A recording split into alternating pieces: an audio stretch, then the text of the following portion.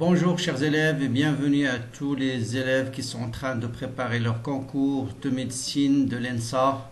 Je vais vous présenter un concours blanc spécial Onde. Donc je vous demande bien sûr de prendre un peu, de chronométrer le temps. Donc j'essaie de faire ce sujet en 30 minutes.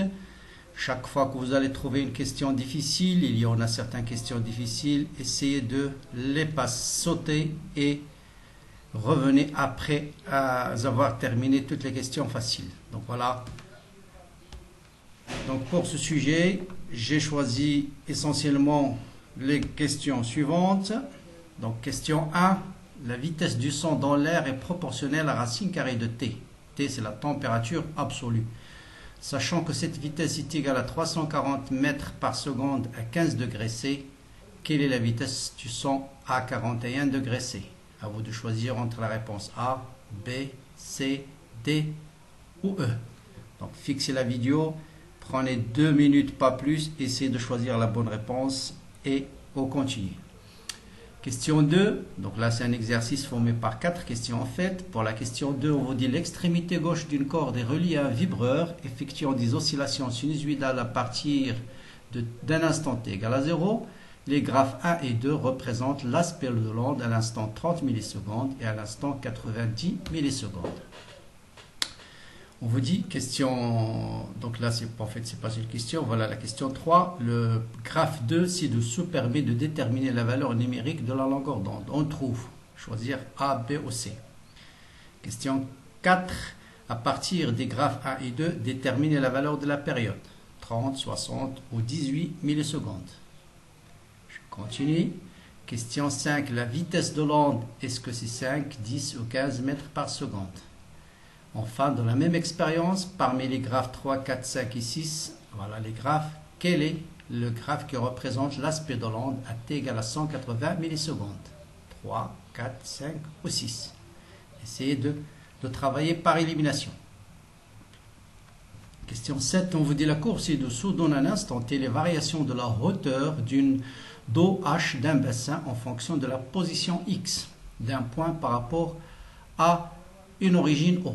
Donc ça c'est la hauteur, la variation de la hauteur d'eau d'un bassin en fonction de la position X, fonction de X. D'accord. La célérité est de 25 mètres par seconde.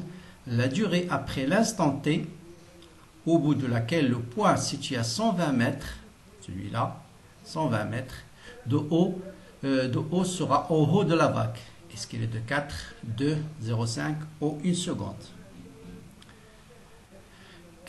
Exercice suivant, formé aussi par 4 questions. On vous dit l'extrémité d'une longue corde vibrante tendue horizontalement est animée d'un mouvement vibratoire sinusoïdal transversal d'équation horaire. Donc c'est un exercice où il faut essayer de travailler avec l'équation horaire. Y égale 4 10 moins 3 sinus de 100 pi fois t. Donc y en mètres, t en secondes. On vous donne la vitesse 20 mètres par seconde. Quelle est la fréquence? Donc, il faut déterminer la fréquence à partir de l'équation horaire. 200, 20, 110, 100, 200. Bon, vous voyez les secondes, les hertz, faites attention. Écrire l'équation horaire du mouvement d'un point M de la corde situé à la distance OM égale à 25 cm. A, B, C ou D. L'élongation d'un point M en fonction du temps. Question 10. Le nombre de points de la corde entre O et P qui vibrent en phase avec le point O. Faire très attention avec le point 6, 5, 4, 3 ou 2. Question 11. Le tonnerre est perçu par un observateur 7 secondes après l'éclair. À quelle distance la foudre est-elle tombée? A. 50, 2,1 fois 106, 0, 2,4 km. Question d'unité, on vous dit la vitesse d'une onde longitudinale sur une onde est donnée par la formule racine carrée de T sur mu. T c'est la tension, M la masse lénique. Quelles sont les unités de T et de M? À vous de choisir A, B, C ou D. Question suivante, la célérité de son dans l'air se calcule par la relation racine carrée de gamma fois P sur mu. Gamma c'est une constante qui est 1,4, P c'est la pression de l'air en pascal. Mu, c'est la masse volumique de l'air en kg par mètre cube. La masse molaire de l'air, c'est 29. La constante des gaz parfaits, c'est 8,31. vérifier que c'est à la dimension d'une vitesse. Donc ça, c'est une question supplémentaire. Quelle est la relation, question relative à la célérité de son à moins 17 degrés? Quelle est la célérité de son à moins 17? Est-ce que c'est 308, 319, 327, 331 ou 340, ou bien aucune réponse n'est correcte?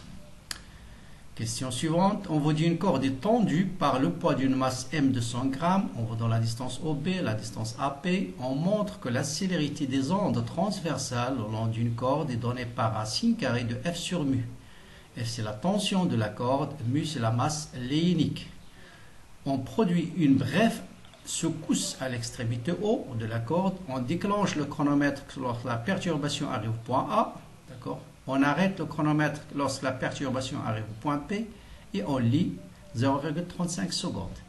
Déterminer la masse de la corde, on vous donne quelques propositions en kilogrammes, 0,18, 0,27, 0,35, 0,56 ou 0,84. Question suivante, une corde horizontale supposée infinie est soumise à un ébranlement transversal sinusoïdal à partir de son extrémité. L'origine des temps est prise lorsque O passe par sa position d'équilibre en allant vers le haut. Sa fréquence est de 100 Hz, son amplitude de 1 mm. Il se propage le long du sens positif de la gauche vers la droite avec une vitesse de 5 mètres par seconde. Là, vous répondez juste par vrai ou faux. L'équation horaire du point O, c'est sinus 200 pi fois t. L'équation horaire du point N situé à 5 cm à droite de O est 200 pi fois t. L'équation horaire du point N situé 2,5 cm à droite de O est moins sinus 200 pi fois t. À l'instant t égale à 0, la corde est représentée par l'équation y égale à sinus 40 pi fois x. Voilà, vous avez 19 questions, donc j'essaie de ne pas dépasser 30 minutes et je vous laisse un peu de temps de bien travailler ce QCM et Inch'Allah, demain vous aurez la solution détaillée. Voilà, bon courage, bonne continuation et à bientôt.